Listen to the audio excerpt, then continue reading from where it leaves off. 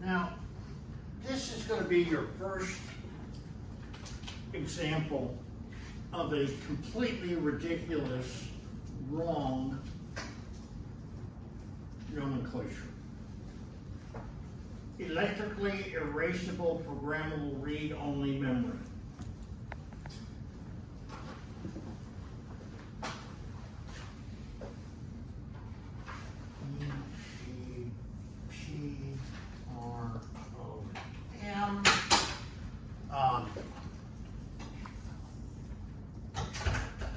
Some people pronounce that EEPROM.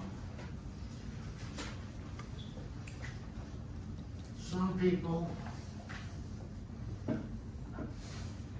call it E² PROM. And those in marketing who want to give the impression they know what they're talking about will refer to it as E². Same thing.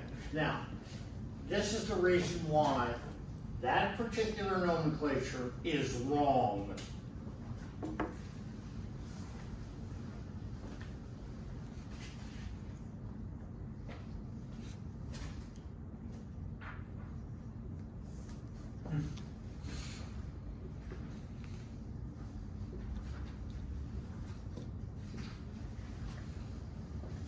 You can actually read and write to that device. So if that EEPROM is interfaced to a microprocessor, you could have the microprocessor read from it, and you could also have the microprocessor update memory locations by writing to it. So why is this called a read-only memory?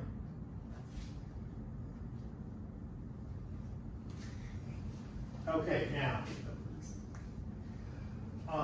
the EEPROM is erased using ultraviolet light. On the EEPROM, what happens is when you do a write operation to a EEPROM, inside the memory chip is circuitry that electrically erases that memory location and then reprograms it. And that's all transparent to you. You don't have to do anything special. It's,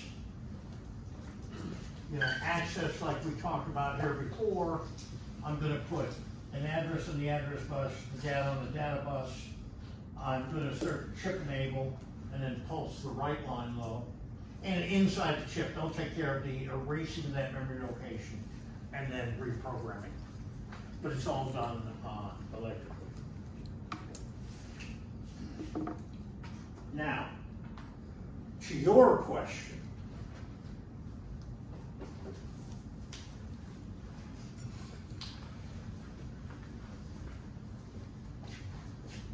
there's a special type of electrically erasable programmable read-only memory known as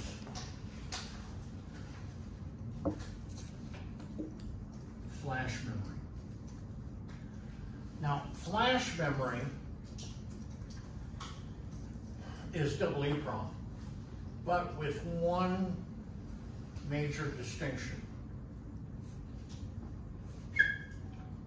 In the EEPROM, I can change the data in a single memory location. In flash memory, you erase and reprogram small blocks of consecutive memory locations. So this is one location, and this is blocks of locations. So I can erase and reprogram a single location in EEPROM. Here I might have a block of, picking a number, 16 memory locations. If I need to change data in one of those locations, I can't just change that one data. Whatever block it's in, that entire block has to be erased or reprogrammed. Now, you may look at that and say, well, that doesn't seem very useful. Why do I have to screw around with blocks instead of individual memory locations if I really intend to only reprogram one memory location. Who's got a memory stick? USB. Give me that. Hold it up. Somewhere. Oh, there we go. He beat you to it. Okay, so there's a memory stick, thumb drive, whatever you want to call it. Inside that is flash memory. Now, after you erase and reprogram blocks, stop to think about how that memory stick is used. What do you put on there? Well, you might put, I don't know, videos of your significant other,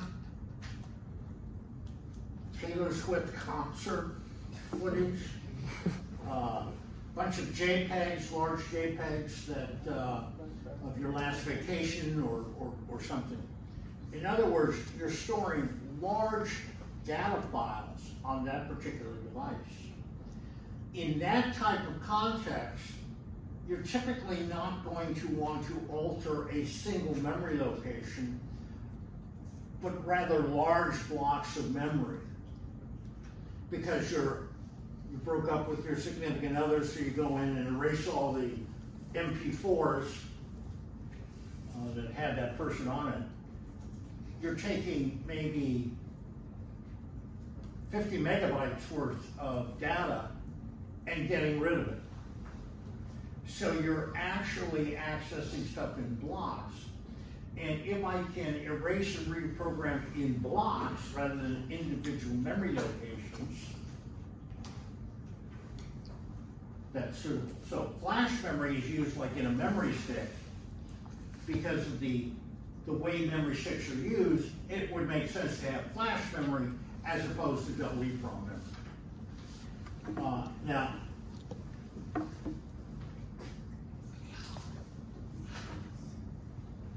all of these are volatile. I'm sorry, non-volatile. We haven't got to volatile memory devices yet. Okay, so now let's look at some data sheets. Quick question. Yes. Do these types of memory devices have like a battery inside of them to hold on to the data? No. No, it doesn't require any power at all. You can actually remove the power, turn it back on, and the data's still there. Okay. It's just like when you pull that memory stick out from your USB port, there's no battery inside that memory stick. So. Yeah, that's supposed to be one. Thank you. All right, now.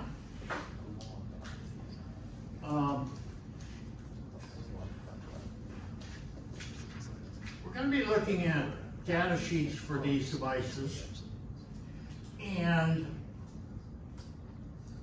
the timing diagrams that we're going to look at are different than what you've seen before.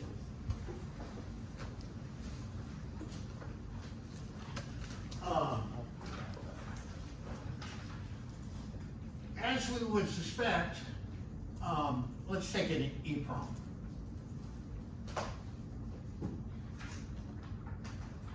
What would I find, what would you expect to see on the timing diagram as far as signals? Think about how you would do a read operation on the EEPROM. What kind of signals would you expect to see on a timing diagram?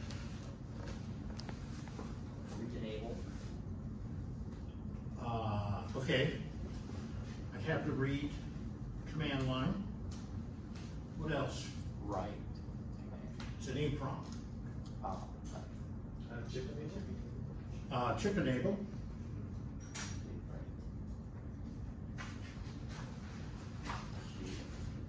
Anything else? Clock. Data. Anything else? Set clock. Right clock. Oh, how about the address?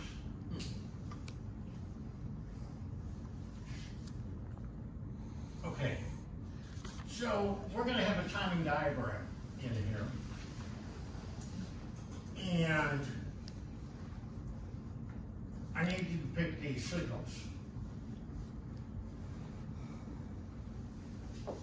So chip enable, let's suppose I'm going to have a dividing line here.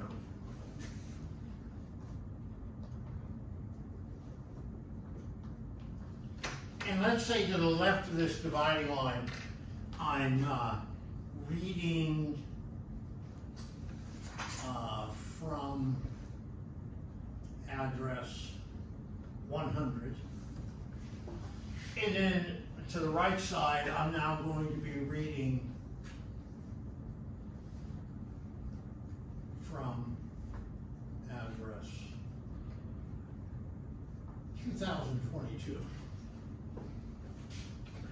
Two different addresses.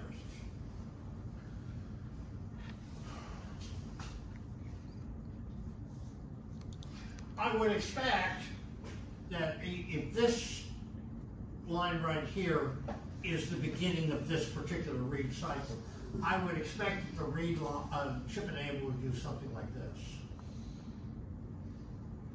And incidentally, when these are depicted, normally they show finite slopes as opposed to infinite slopes. Doesn't matter, but they do. And the read would probably be something like this.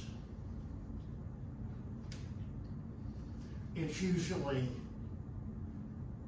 enclosed within the chip enable.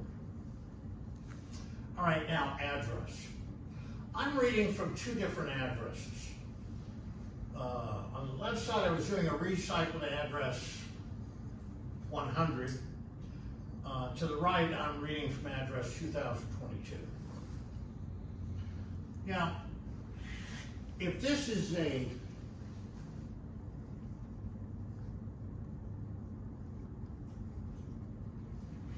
(64K by 8), how many address lines are there?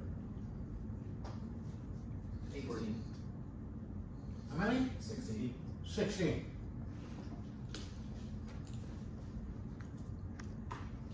If I listen to A0 through A15 on this timing diagram as separate lines,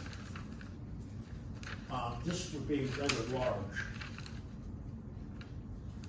It turns out that the timing associated with doing a read operation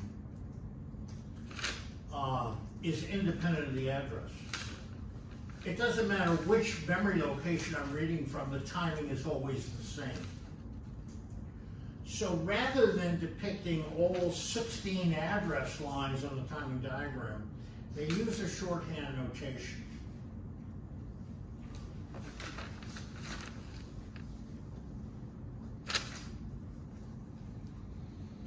These are two lines. This is at the logic 1 level, and this is at the logic 0 level. And it's assumed that when you see these two parallel lines, the address, whatever it happens to be, is valid. By a valid address, what I mean is, if I'm going from address 100 to address 2022, some of those address lines are going to be switching from zeros to ones and so on. During the time when the address bus is valid, all of those bits in the address bus have settled to a stable logic 0 or logic 1. So this is showing the time period in which I've got a valid address in this particular read cycle.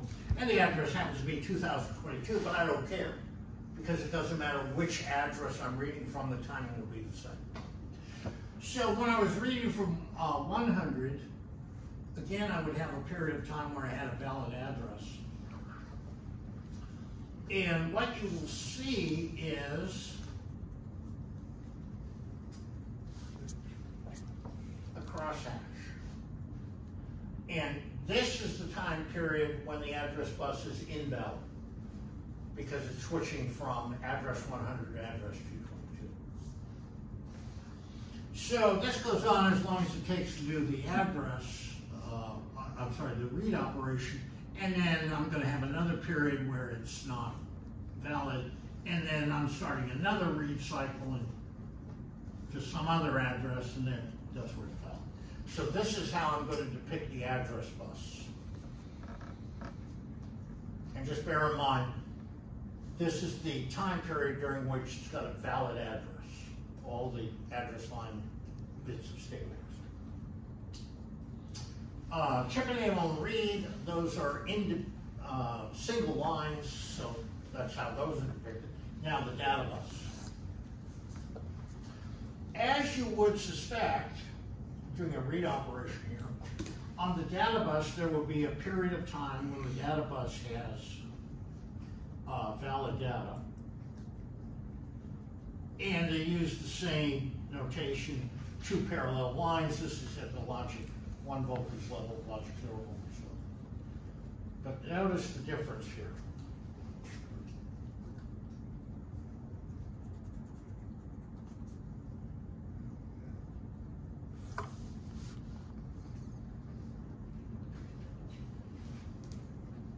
This line right here is right in the middle.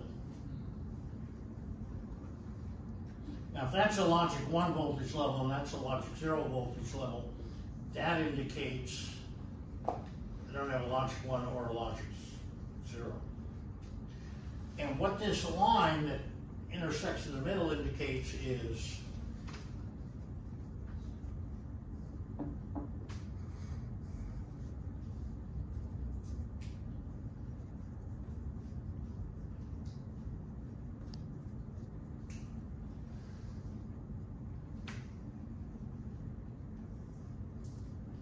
the bus is in a high impedance state, is tri-state.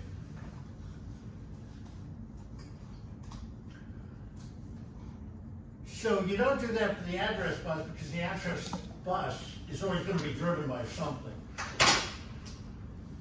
But the data bus, there may be time periods where this particular chip is not active.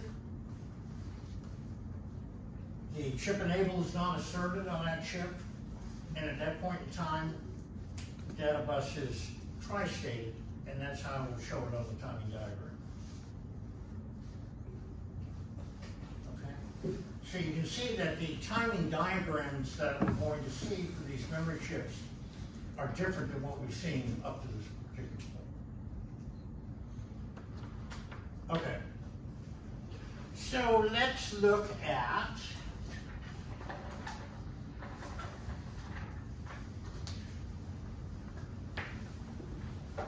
data sheets. Yeah.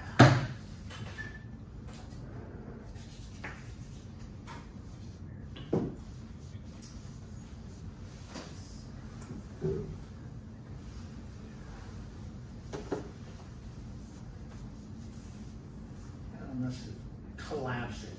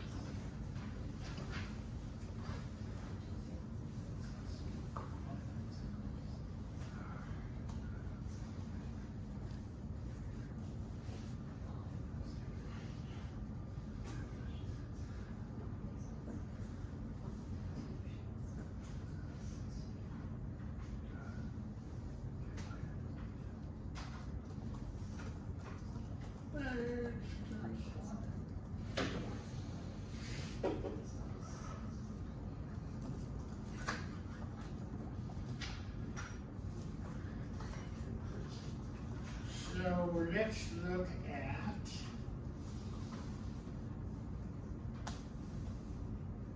they didn't all get copied over.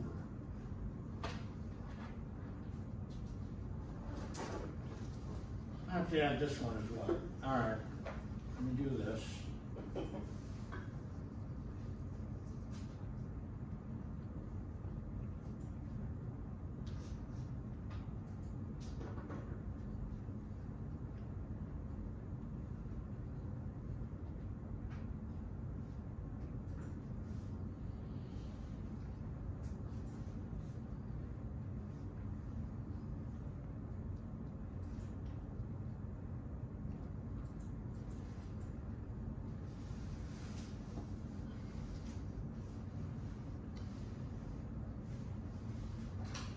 Okay, so this is a EEPROM data sheet.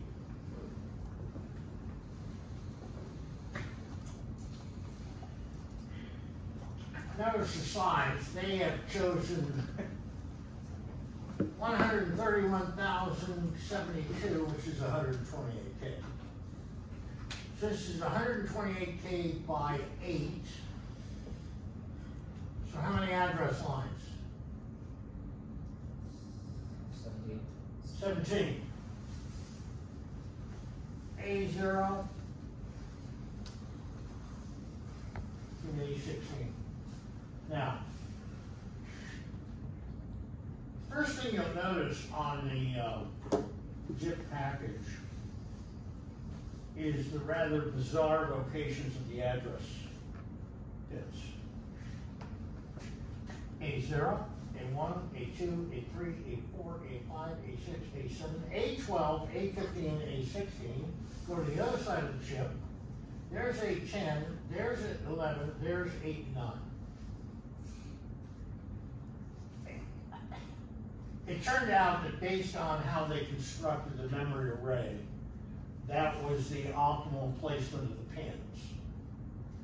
So it's rather bizarre, but be that as it may. Now, on this particular chip, it's an EEPROM, ultraviolet light erasable. It's 128K by 8, so how many data bus lines are there? 8.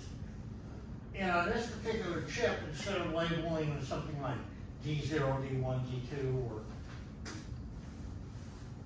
B0, B1, D2, they chose DQ0, DQ1, and so on. So these all go along the bottom of the chip.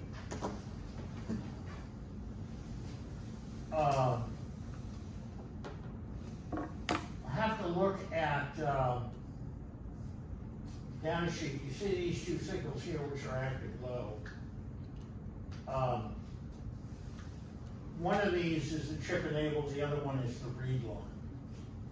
But there will be a table that will tell us that. So we'll get to that shortly. You do see pin 30 and it says NC. That stands for no connection, which means there's nothing connected to it. Which brings up the question, why would they put that on there? Well, this is a 32-pin chip. There's nothing needed for that particular pin, but they still have the pin there for mechanical integrity when you install it on a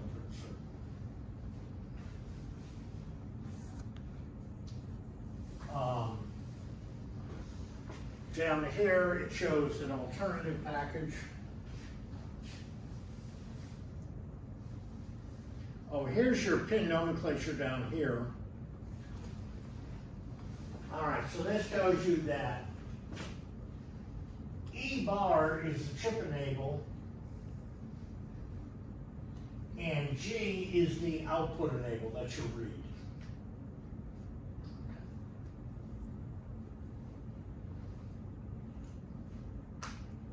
Now, if you look at the description,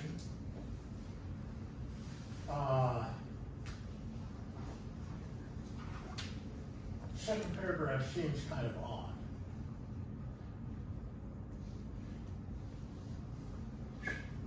The TMS 27C010 are ultraviolet light erasable programmable read-only memory EEPROMs. This version of the chip is one-time programmable. So I can only program it once, I can't erase it. So then you ask the question, well, why would they produce an erasable version and a one-time programmable? Incidentally, that's an acronym I expect you to know. One-time programmable.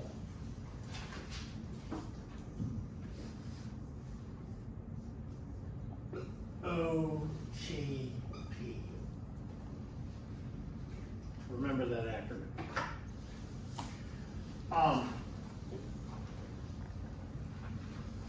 one-time programmable, as you would suspect, is cheaper than that.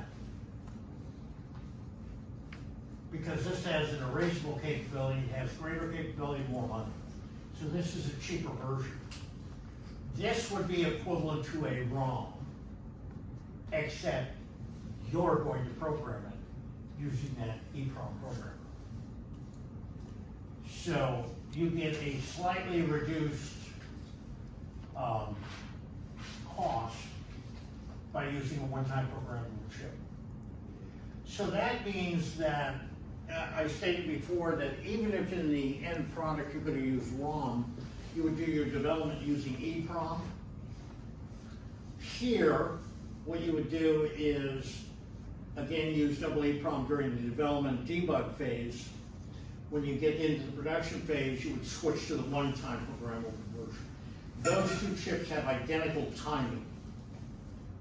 The only difference is one of them is not programmable. This has the advantage of giving you a non-volatile memory that you can program, which is cost effective if I only need a dozen of these chips a month. I'm not needing enough volume to warrant and justify the cost of ROM.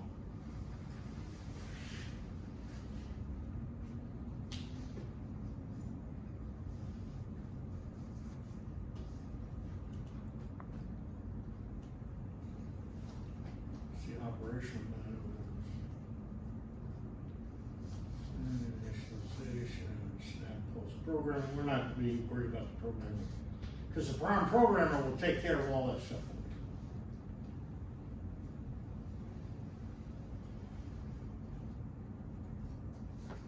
Recommended operating conditions.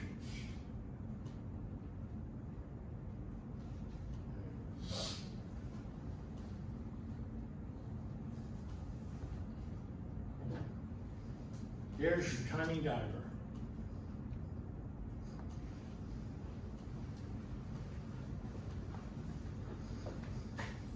Address valid, address invalid. Here's my chip enable, there's my read signal. Here you see this, they refer to this as the herringbones. What they're showing is during this time period, the data bus does not have valid data on it because it's coming from a high impedance state to valid data, so there'll be a brief period of time when it's invalid. And then at the end of the read cycle, again, you would have a short time period where it's invalid as it goes to the high impedance state. Now, if you look at that timing diagram, there are no numbers. And this is typical for memory chips. Instead, they give you variables. So accompanying the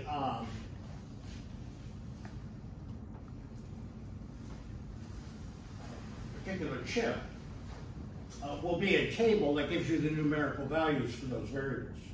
So there's your table. So you can actually plug this in and find out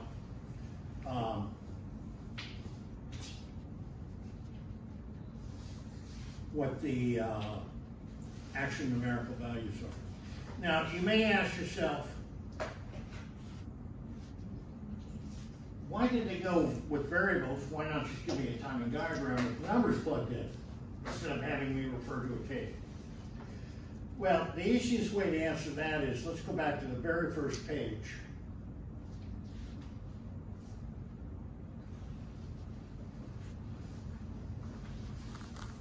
Maximum access, minimum cycle time. You'll see that there are different versions of the chip, different speeds of the chip. So they manufacture different versions of the chip. They're functionally identical, but the timing is different. Now you may ask the question, well, why would you want to produce different timing versions? Well, there are two things, all things being equal. There are two things that determine, well, I'll say three things, that determine the cost of a chip.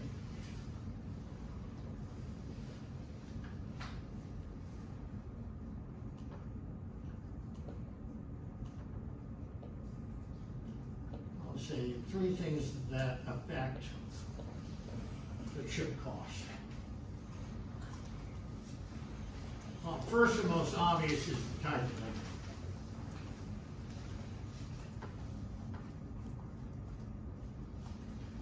Double EEPROMs are relatively expensive chips compared to EEPROM. So the type of memory is one thing that will affect the cost. The next thing is memory density. And by memory density, what I mean is how many locations do you have in the chip. You would expect that a chip that's got 8K worth of memory locations is cheaper than one that's got 32K. The more memory you put in inside the integrated circuit, you would expect the cost to go up. The third thing is the speed of the chip, how fast it responds. So I may like this particular EEPROM. It turns out that in my particular application, I don't need memory that's really that fast. I don't have to get 200 nanosecond. I'm sorry, I don't need a 100 nanosecond chip. I can get by with a 150 nanosecond chip, so I can save a little money by getting a slower chip and still meet all my specifications. So that's why the manufacturer may provide you with different speed versions of the chip. Now, when we talk about speed, what are we referring to? The most important parameter on these read-only memories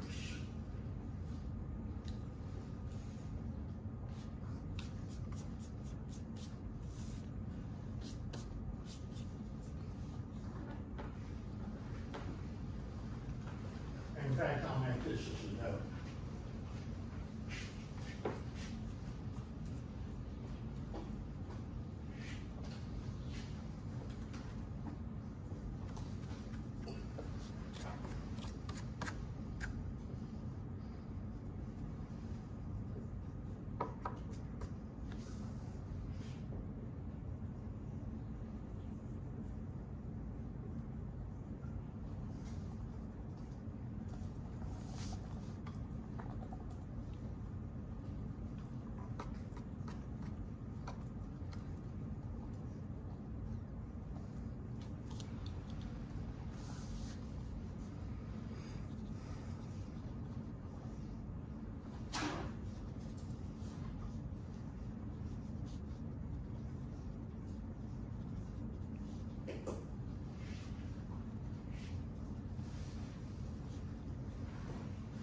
Is memory access time. That's the most important timing parameter on the EEPROM, the ROM, and so forth. Memory access time. All right, so now let me go back to the timing diagram.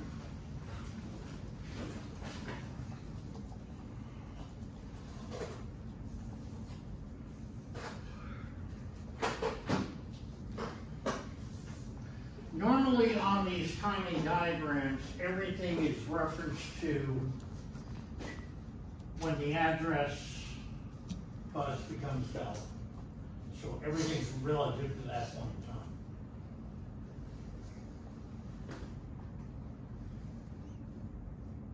in time. TA, you look at the table, where's that variable respond to? Well, if you look at the table, it says, where is it?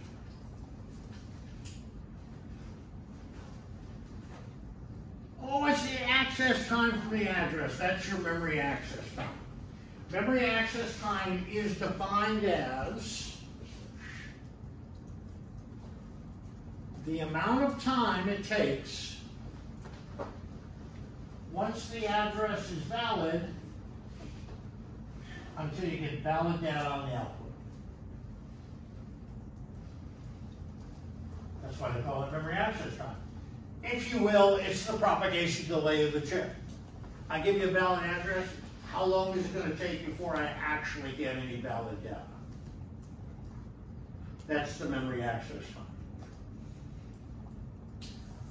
So when they refer to different versions of chips, a dash, 100 nanosecond and a dash, 200 nanosecond, they're referring to the memory access time. So that's the key parameter that you need to focus on. And as you would expect, on all future homework, or some of the homework, but certainly on every test you will take, I will have you accessing a memory data sheet and extracting memory access times.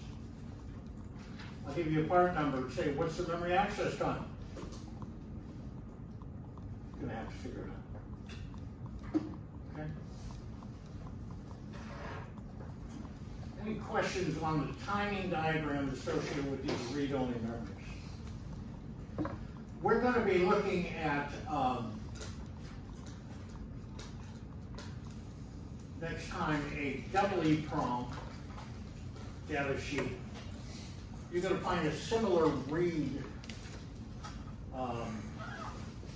timing diagram. But remember, the double EEPROM I can also write to. So there will be a timing diagram associated with the write operation as well. So we'll take a look at that on Wednesday. And hopefully, the TA will return the test. So I can pass it back on Wednesday. See you then.